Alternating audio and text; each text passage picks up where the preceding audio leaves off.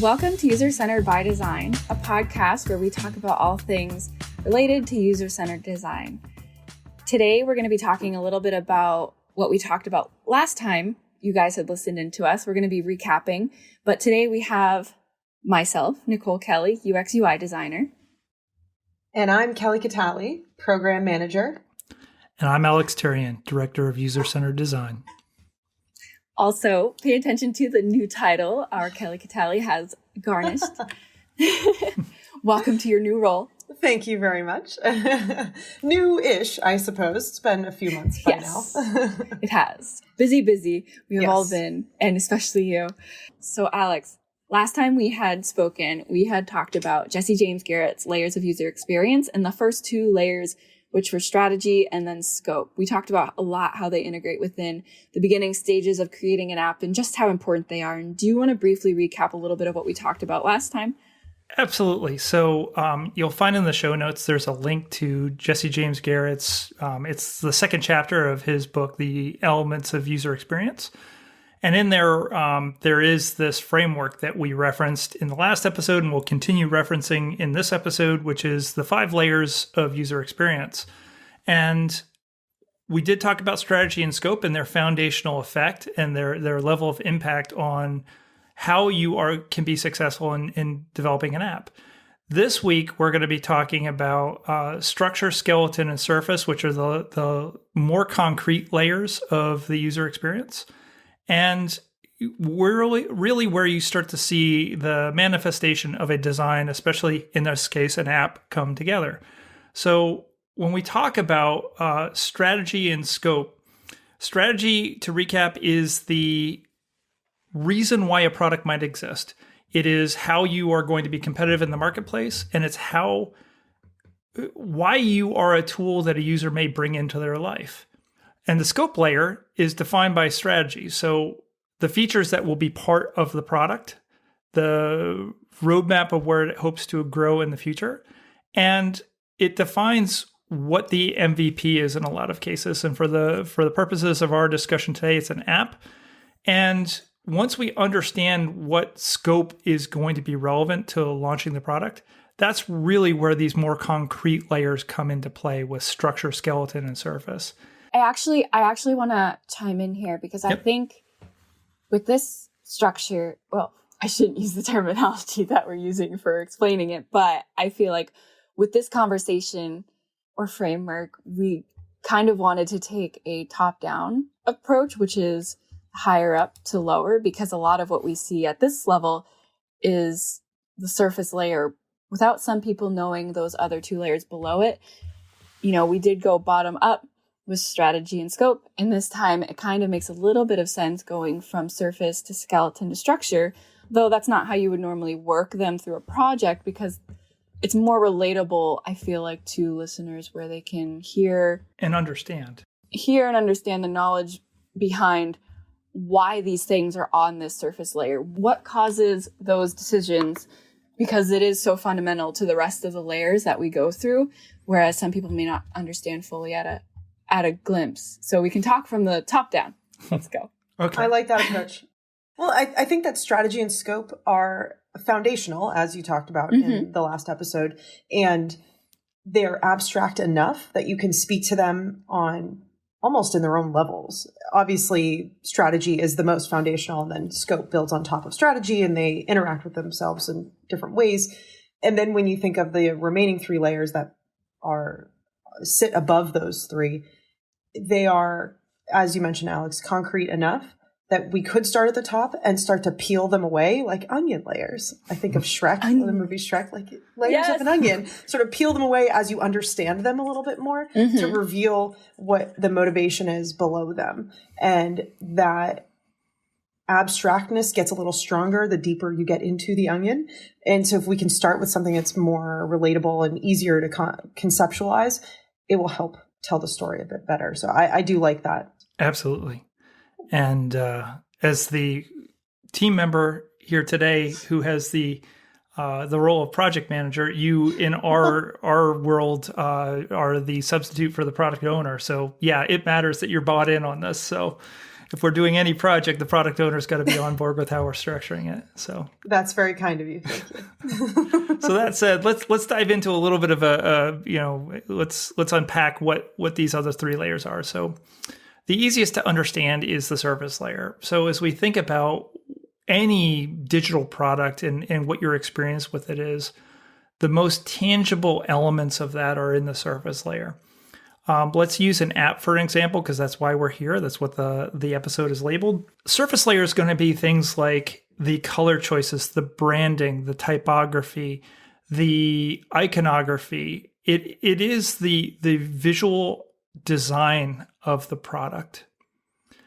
And a lot of people look at the design in that layer, they believe that is everything. But below that, we actually have the skeleton layer. And that's where layout does come more into play. And we do see still some of that in the visual design in the surface layer. But really the architecture of each individual screen is taking place in the skeleton layer. And it's, how we're blocking out the screen individually, the choice of functional buttons, the arrangement of content, the type of content that might be in there, that's all decided at the skeleton level. And then below that is the structure. Usually when we think about that, it's architectural, the navigational architecture, the information architecture, the hierarchies that exist there. As we think about this and their connection to scope and to the strategy layers, there's a series of logical connections that take place across those layers that when we think about when a product makes sense and when we think about the usability issues that may come up, some of the user dissatisfaction that may come up in a product, it's really where we start to see broken connections between these layers and across these layers. I definitely want to include when people look at an application or an app or even an interface in an embedded software system, people tend to look at the surface layer a lot, right? Because it's what the person sees. It's what the user interacts with the most. It's what we create and bring at the last layer of final product development. That's what gets out into the user's world. And I think oftentimes, people who aren't involved in the process that goes on below tends to not realize that there's always a purpose and there's always a reasoning behind every visual aspect, every UI element, every text or font choice. It tends to be sometimes overshadowed by the fact that a good design or a good app design, it'll just work and it just meshes well with the whole experience because it has been brought up to that level of the foundational steps of the other four below it that cause a really, really strong foundation for these UI elements to kind of sit upon. And I think one word you use there that is key to highlight is good UI. So you mentioned that in a good user interface, maybe good isn't the right word here, but in a high quality user interface, that is the truth, that every piece of the UI should be strategic in a way and should have a purpose and serve a need for the user or for the system in some way, and is not just placed there because it looks nice. And there can be pitfalls with designs that don't think through every element. And that's why this framework works. That's why this framework exists that Jesse James Garrett has created, because it helps tell that story and it helps you work through those decisions to get you to the surface layer. And it's why the surface layer does not exist in its own little bubble. Yeah. Right. And when done well, it results in usability and utility. And I like what you said there, Kelly, about design shouldn't exist just for design's sake. When we're doing a great product, it needs to be fit and trim, and it needs to be focused on what its purpose is. And when you put things that are outside of that purpose, it leads to confusion and distraction and a lack of clear purpose. And great tools oftentimes have a great purpose. Even if they're well-rounded and have broad utility, they have focus. And if there's more than one point of focus, each one needs to stand out and be clear in its communication to the end user. Otherwise, we lose them, and it's no longer that tool no longer has a place of utility in the life of a user.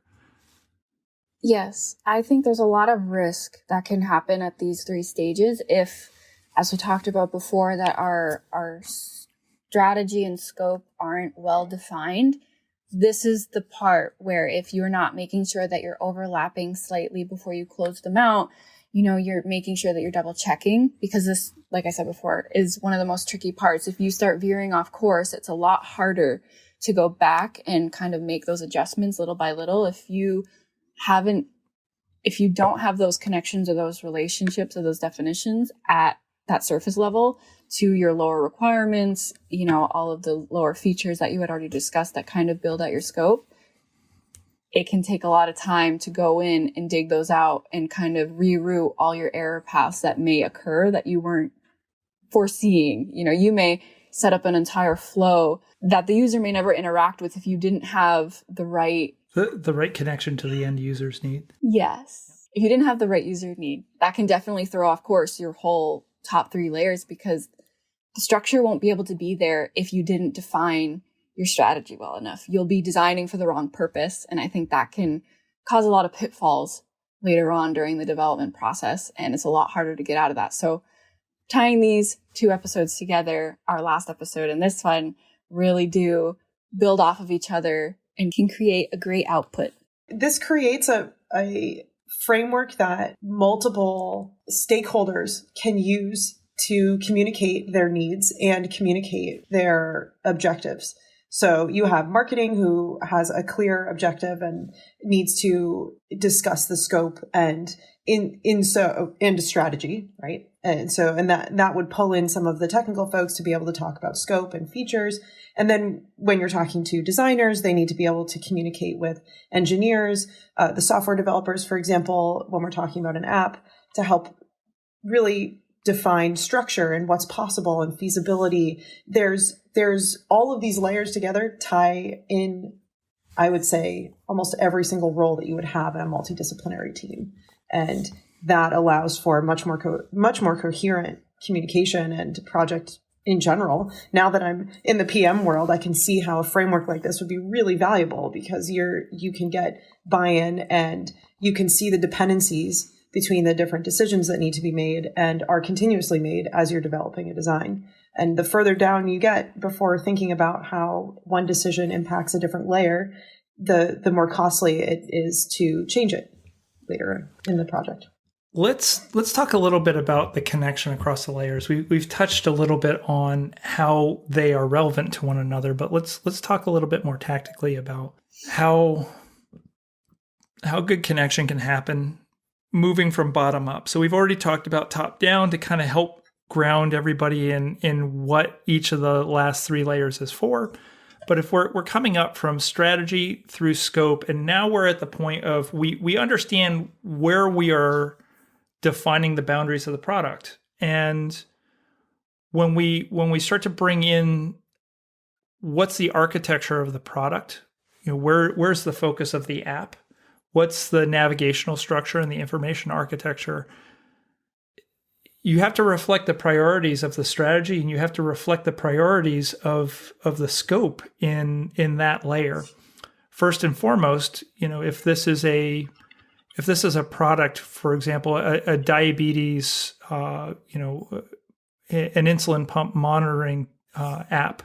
So I need to see that my pump is running. I need to see that what's the rate that it's delivering.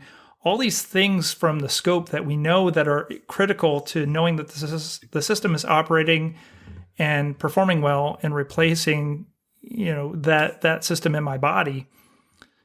We can anticipate that may need to be part of the home screen experience, where I can look at a glance and know how my product is doing.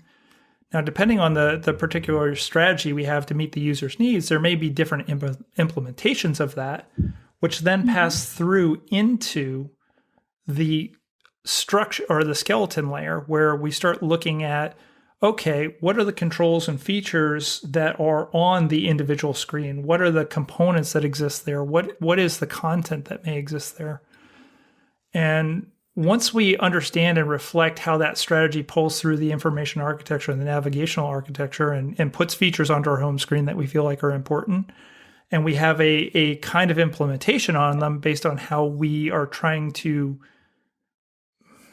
contrast with the competition, how we're trying to contrast with what we believe isn't being met in the current marketplace.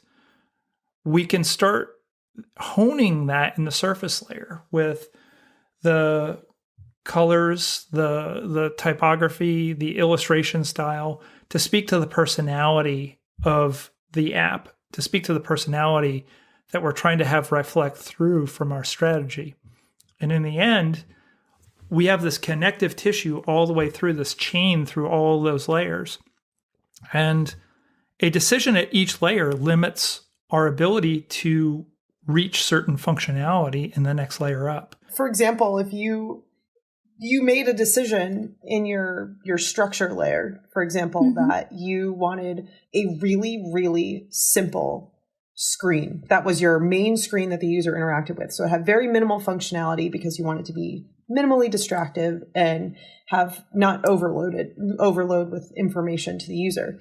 That then means if you have a bunch of options or other settings you have to define, you're going to have to be locked into certain options of where to put all of those, right? And then that might mean you have a menu. You have to have this giant menu that is maybe unwieldy, or it might mean that you're restricted in what you can show for messaging on the screen. And so once you've picked a certain pathway in one layer, to your point, Alex, would stop you potentially from certain options in the next layer up.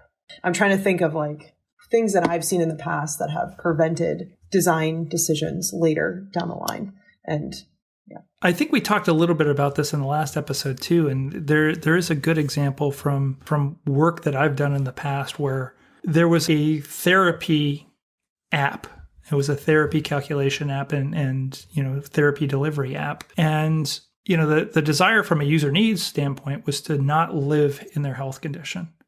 And for chronic conditions, that's something that we hear a lot about, where motivation lives, where resiliency lives for dealing with the demands on, your health management.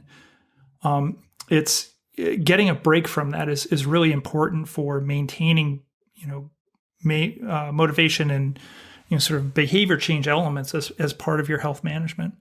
And where we had a big disconnect in the team was one side of the team was highly focused on the delivery of that therapy information and getting somebody in and out and on their way, because that was the strategy that we all agreed with. And there were other members of the team who had a belief that there was a high value to education as a feature in the product, where they believed that there was high value in sort of teaching people about their health, teaching them about how to manage their health, and that they wanted almost this entire course curriculum that your healthcare provider could assign to you, grade you on your progress, evaluate your capabilities, and continue with this education portion, which on its own is a great product strategy, but it wasn't aligned with the strategy of our product. And where we ended up in a rough spot was trying to service both strategies within an architecture and within a skeleton and within a surface layer that didn't support both of those products as one. Each of them was honestly its own quite valuable and demanding product for what would fit into an app. You're giving too many options, too many core messages on one screen. It's like somebody yelling stop and somebody yelling go on the same screen. And you're like, what do I do? What do I do? I think that tends to happen. You try to fill something with too many ideas, as in your case, at that bottom layer, two different strategies which are competing against each other. That can cause a lack of attention from the user that's trying to actually have a benefit from using this application or this method or this device. And increased friction in the navigation of like, okay, I have to manage my health. Let me use the metaphor for we're in a GPS app where it's telling us how to get from point A to point B. If it suddenly starts trying to quiz you in French, you're going to have some trouble navigating to where you're getting to. And you're going to be really frustrated as a user because you're like, well, I don't understand why the navigation app is really inserting a lot of choices in my as few steps as possible to get to understand where I need to go for 2:00 today because I got a meeting and I've got like 4 options on picking my next French class. Like, what's going on here? And I don't know what to do next. And I'm out. I'm not doing this product anymore. One of the pitfalls can be that you want to have a really flexible product and you want to accommodate multiple user needs. To your point, Nicole, they might be directly conflicting. The more flexibility you allow and the more options you allow for your design and the product in general usually makes it more complex. And I know I've worked on products where we've had requirements from marketing that says, oh, the user needs to be able to do X. And there's a certain condition that needs to be met to be able to do this workflow.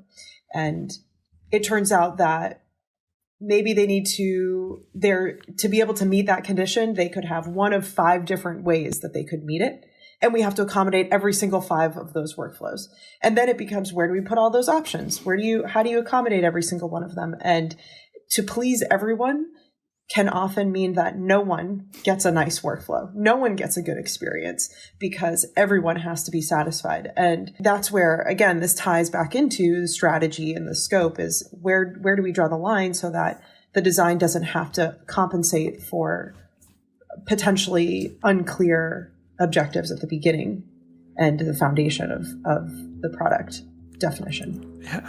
I can't second that enough. And I think a great product serves a great editorial perspective on why it exists. And without a strong editor, and usually that's the more editors you have, the less strong view you have. I'm a big advocate for a good decider in the mix. And too many cooks in the kitchen, exactly, so to say. That good old analogy. Yep, and it's fine to have a board that you discuss with, but somebody's got to make the cuts at the end of the day. And I can't second what you said enough.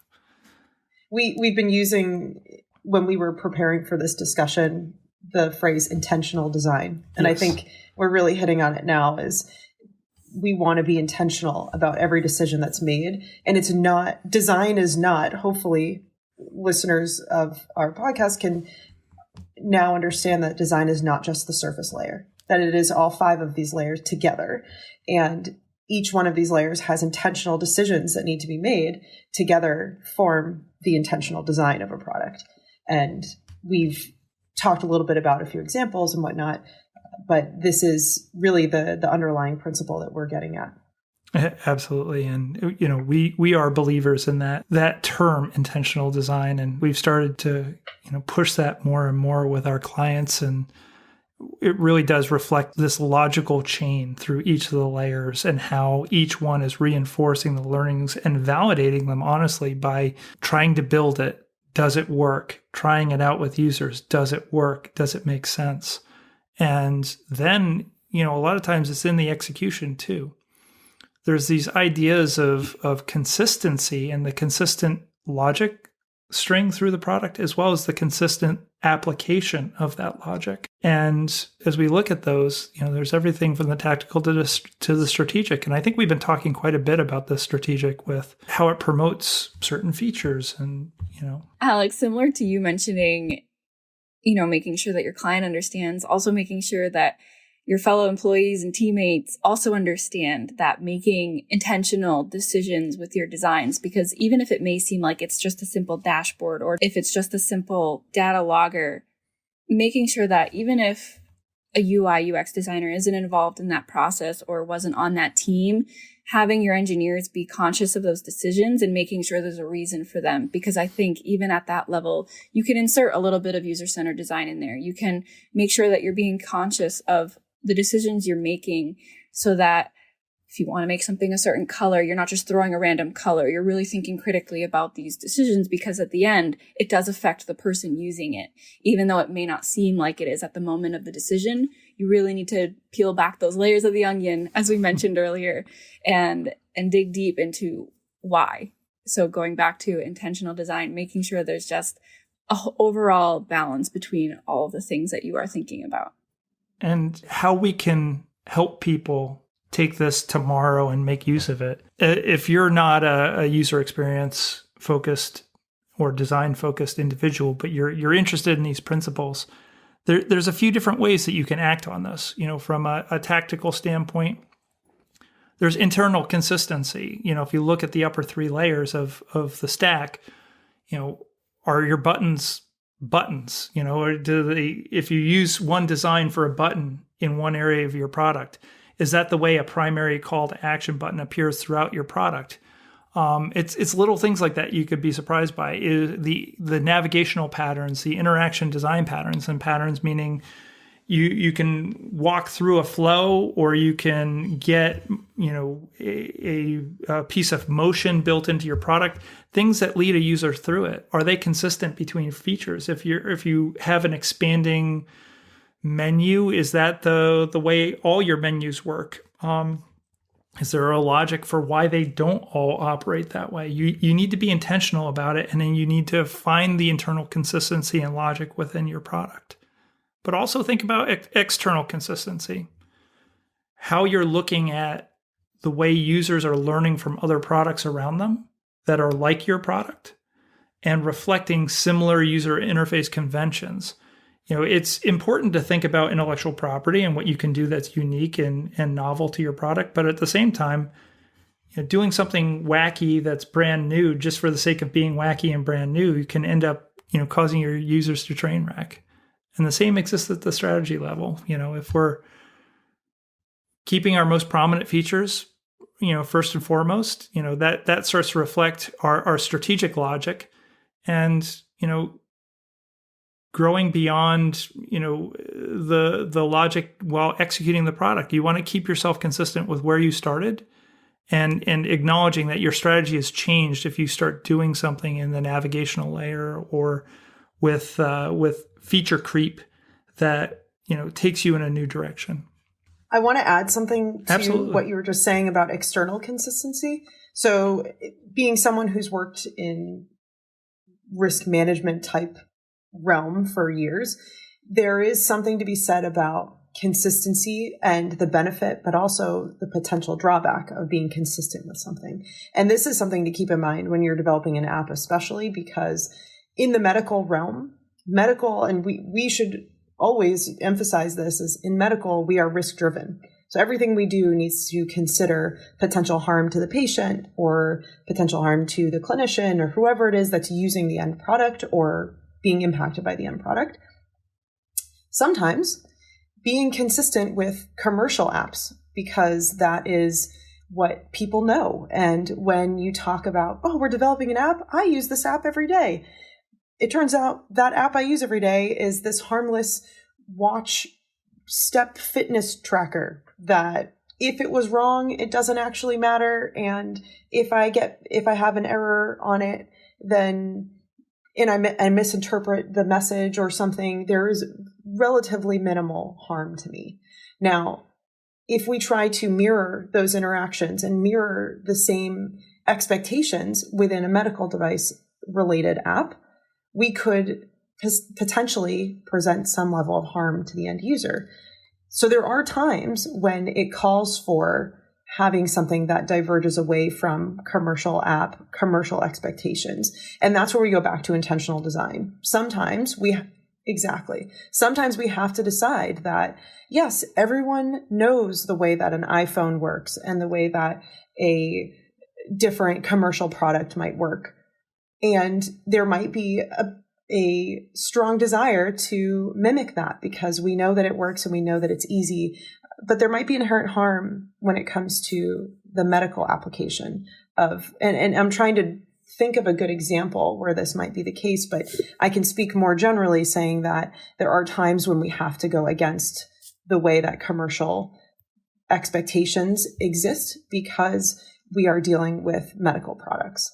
And it's not to say that commercial isn't valuable and that the way things are done there aren't clean and smooth and effective. But there are times when we have to consciously decide that the risk associated with a certain action or a certain workflow or a certain screen mandates that we have something in place that might be slightly more cumbersome or might appear to be less flashy than what you might see in a commercial application. And or simplified in terms of its user experience. A good example that I can think of is the natural tension between user experience and security. So, let's go back to our insulin pump design. And, if I'm looking for some of the more novel ways of it just connects that you see in Bluetooth headphones, they're a low risk product. If somebody gets a hold of your Bluetooth headphone signal, there's you might be embarrassed because somebody could listen in on your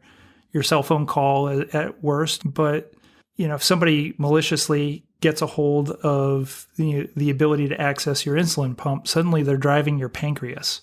There's sort of a different outcome associated with that. And as an insulin dependent population there is suddenly in a really bad way as I get teased about that metaphor of people driving around. Oh, I just heard, driving your pancreas. I'm absolutely. Like a little steering a little wheel pancreas. A little person at the wheel of a blob of pink. Yes, but it is no joke, right? Because the ease of which my headphones currently, when I go out for a ride, my headphones pair with my phone within seconds. And if for some reason it accidentally pairs with my husband's phone and I listen to his podcast that he's listening to, that's harmless, right? But if, to your point, someone connects into my insulin pump or something else that might connect, it could lead to serious harm. And it's a really true and valid consideration when you're talking about medical products that are trying to come close to commercial product experiences. Absolutely. And as much as possible, we certainly acknowledge that there are pain points with that we have to trade off against. So sometimes it even can require you to overperform in other areas. So if you're having to trade this, so we're giving you security on connecting to your imaginary pump, well, maybe there's other areas where you have to give back now. You invested once. Now that you've sunk that capital into connecting the device, now we make sure that that's ironclad, never gets disrupted, and it always works. Or there's other areas where we make every other experience with entry of information through your app or your phone. Once you've connected it, it all just comes in easily. You never have to touch it again. There are other trade-offs that we can still aspire and take that burden off of the users, because we all know that to make a patient's life better, which is our mission, is you can't just say, well, it's a medical device and it's okay. We certainly aren't advocating that. We want the best for the patients because that will move the needle on their health. Indeed. Fantastic. I'm wondering, I was trying to think of a good, because that example you gave, Alex, is really powerful because it helps show exactly what we're talking about, Bluetooth connection. Is there another example we could give that is, I guess one that comes to mind is when we were working on the password retrieval and login and the workflows related to that whole logging in and forgetting your password and forgetting your username. In commercial products, you can just click a button and say, forgot my password, and enter in your email and everything's all set.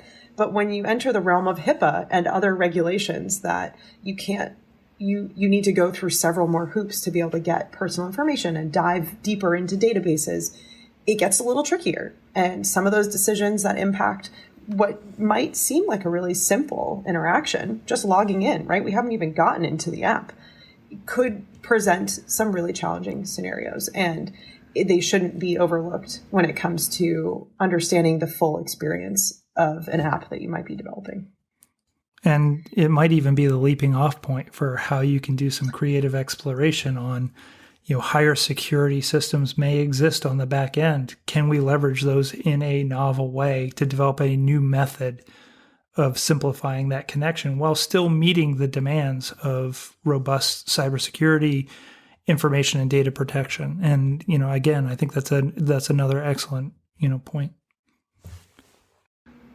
So in summary, the Jesse James Garrett 5 layers of the user experience and their logical connection across those, it's a powerful framework for making sure that your app is relevant to your end users and is a clear tool that will fit into their lives, we find it to be a very useful framework and method for reflecting on how we're building successful tools in our work every day. And I personally, find it a good touch point at each milestone to be checking backwards on how we're succeeding against our original vision and how our vision may need to change. I fully agree with everything that you just said. It's a good wrap up. I love this framework because it gives an opportunity for all of the voices in a multidisciplinary team to express their needs. And like you said, the coherence across all 5 layers helps drive a really clean and effective design, intentional design, as I'll use the phrase again, that addresses some of the complexities and potentially the simplicities of a potential design. I just want to mention that if you haven't already listened to the previous episode that talks more in depth about the strategy and scope layer, definitely go take a listen to that. And then it'll give you a bit more understanding of where we got to the 3 sections we talked about today. And it'll give you a really well understanding, like Alex and Kelly had mentioned, about the foundations of really creating a good experience for your user of your product, of your device, of your anything. Honestly, this can be used multidisciplinary. As a final note, I liked the point about making the critique of design very accessible to the broad parts of the team through using this framework, because it gives a non-opinion based way of making sure that we're all heading in the right direction and in the right way without being, driven by personal aesthetic taste. It's driven by logic. And I don't think that can be overstated enough. Having that inroad and that way of building trust. And that may be a later episode about good critique and good frameworks for collaborating with design going forward. But I can't overstate that enough. Yeah. Well, thank you. I would say everyone that's listened today and listened to our previous episodes, we really appreciate all the listens and downloads and whatnot. So definitely reach out and let us know if there's any ideas that you have about new topics. Well, we're thrilled that you continue to listen in and hear us talk about topics related to UCD. Send us an email. We would love to hear from you. Thank you so much for listening, and we hope you tune in next time.